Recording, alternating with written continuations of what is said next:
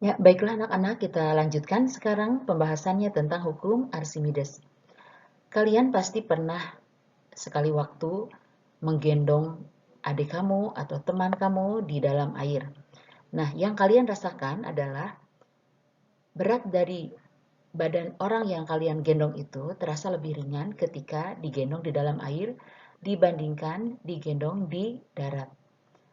Nah, gejala ini bisa dimengerti berdasarkan persamaan sebelumnya, yaitu tentang tekanan hidrostatik.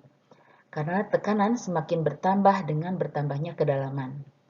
Nah, gaya pada bagian bawah benda yang berada di dalam air ini akan lebih besar daripada gaya yang bekerja pada bagian atas benda.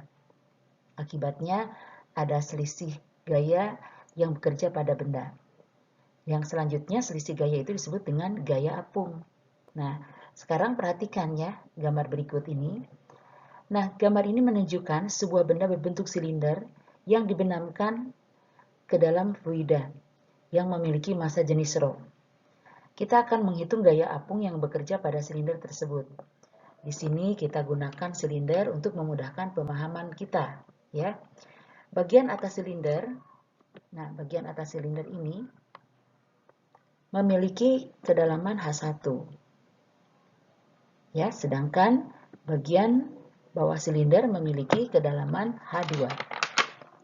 Nah, karena luas penampang dari bagian atas dan bagian bawah silinder ini sama, yaitu sebesar A, maka gaya ke atas, gaya ke bawah adalah F1 sama dengan P1 kali A, dan dengan P1-nya itu adalah tekanan atmosfer ditambah dengan ρGH. Lalu gaya ke atas yang bekerja pada bagian bawah silinder ini adalah F2 sama dengan P2A, dengan P2-nya sama dengan tekanan atmosfer ditambah ρGH2. Ya. Nah, jadi seperti ini. Nah, jadi P1-nya adalah P0 plus ρGH1, P2-nya P0 plus ρGH2. Dengan demikian, selisih gaya yang bekerja pada silinder adalah yang bertindak sebagai gaya apungnya. Jadi gaya apung itu tidak lain adalah ya F2 dikurangi F1. Gaya yang bekerja pada luas bagian bawah dikurangi gaya yang bekerja pada luas bagian atas. Sehingga kalau disubstitusikan P1 dengan P2-nya, kita akan memperoleh hasil gaya apung itu tidak lain adalah ρ kali G kali A.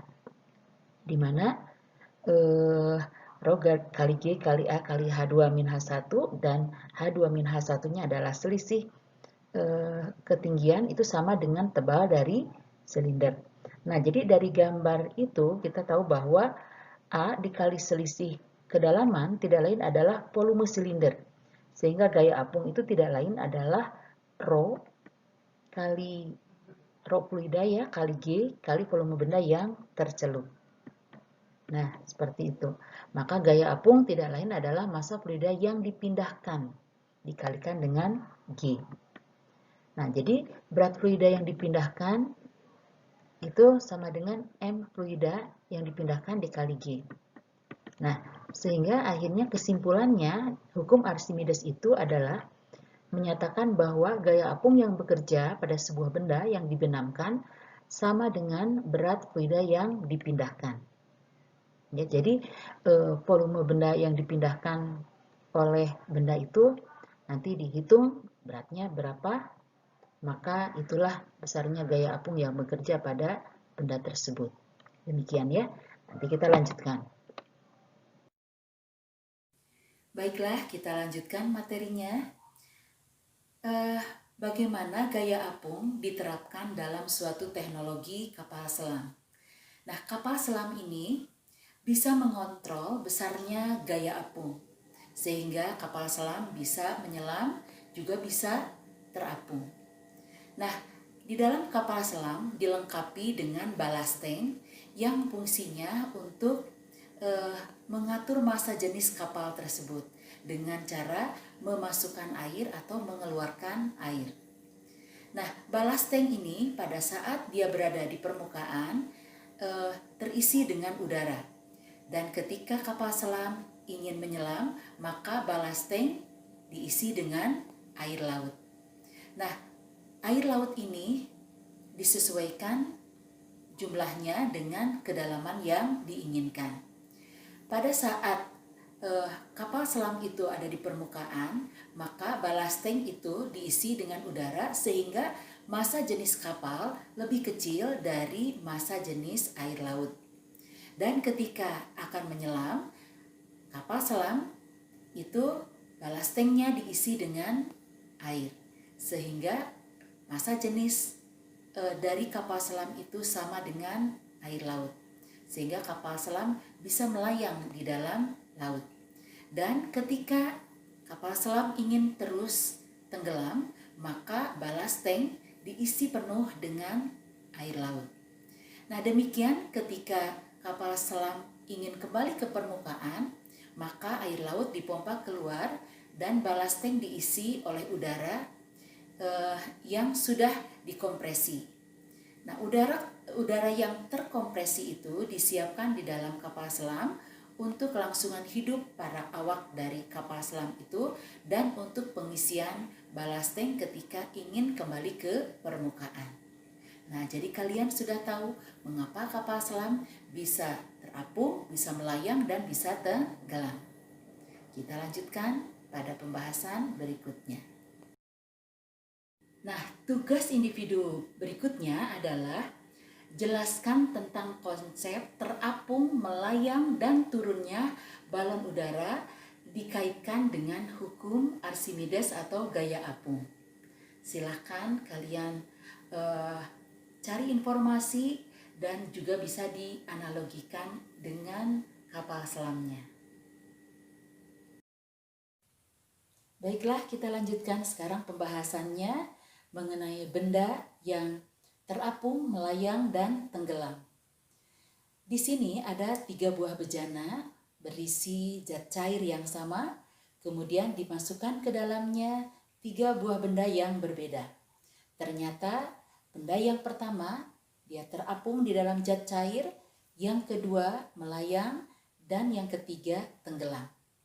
Pada ketiga peristiwa itu, gaya-gaya yang dialami benda adalah sama, yaitu masing-masing memiliki gaya berat yang arahnya ke bawah dan gaya apung yang dikerjakan oleh fluida yang arahnya ke atas.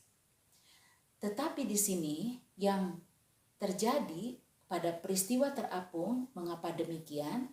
Itu disebabkan karena massa jenis benda lebih kecil dari massa jenis fluida, atau berat dari benda lebih kecil dari besarnya gaya apung.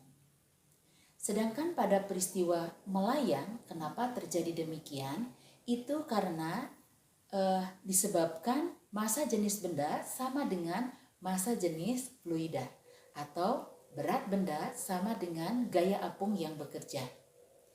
Pada benda yang tenggelam, di sini mengapa terjadi demikian? Karena massa jenis benda lebih besar daripada massa jenis fluida, atau berat bendanya lebih besar dari gaya apung. Jadi jelas semuanya logis ya dan mudah untuk dipahami. Kita lanjutkan.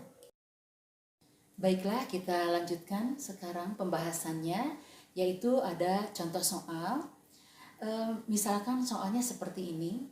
Jika ada seseorang yang akan menjual sebongkah emas yang masanya 12,8 kg. Berarti beratnya adalah 128 Newton ya, jika dikalikan dengan G10. Nah, apabila kita ragu-ragu apakah benda tersebut emas murni atau bukan, maka kita bisa membuktikannya dengan melakukan percobaan seperti berikut ini. Pertama, emas tersebut ditimbang di udara, ternyata beratnya adalah 128 Newton. Kemudian benda tersebut sambil ditimbang dicelupkan ke dalam air, ternyata diperoleh beratnya itu 117 Newton. Nah, ternyata ada selisih berat. di udara dengan di dalam air, yaitu sebesar 11 Newton. Nah, anak-anakku sekalian, selisih berat udara dan air itu tidak lain adalah besarnya gaya apung. Jadi gaya apung yang dialami oleh emas itu adalah 11 Newton. Nah, bahwa kita tahu gaya apung itu adalah massa jenis air dikali G dikali volume benda yang tercelup. Dan volume benda yang tercelup karena seluruhnya ya, jadi sama dengan massa benda dibagi dengan massa jenis benda. G dikali massa benda sama dengan berat benda. Maka dengan memasukkan massa jenis airnya 1000 dan dikali W benda dibagi rho benda sama dengan gaya apung. Gaya apungnya adalah 11 Newton. Maka dengan memasukkan W benda 128 Newton, rho atau massa jenis airnya 1000, diperolehlah massa jenis bendanya 11.636 kg per meter kubik. Nah, hal ini membuktikan pada kita bahwa emas itu tidak murni. Sebab kita tahu bahwa emas murni menurut para ahli memiliki massa jenis sebesar 19.300 kg per meter kubik. Nah, jadi kita sekarang bisa tahu ya bagaimana cara untuk mengetahui massa jenis suatu benda. Ya, kita lanjutkan. Baiklah anak-anak, sampai kita di ujung pertemuan kali ini, yaitu tugas individu 6. Soalnya sebagai berikut. Di laut daerah Antartika terdapat bongkahan es yang terapung. Jika massa jenis es 910 kg per meter kubik dan massa jenis air laut 1030 kg per meter kubik, maka berapakah bagian volume es yang tercelup ke dalam air laut? Selamat bekerja. Dan jangan lupa nanti ada video lanjutan untuk pembahasan fluida statis ini. Sampai jumpa.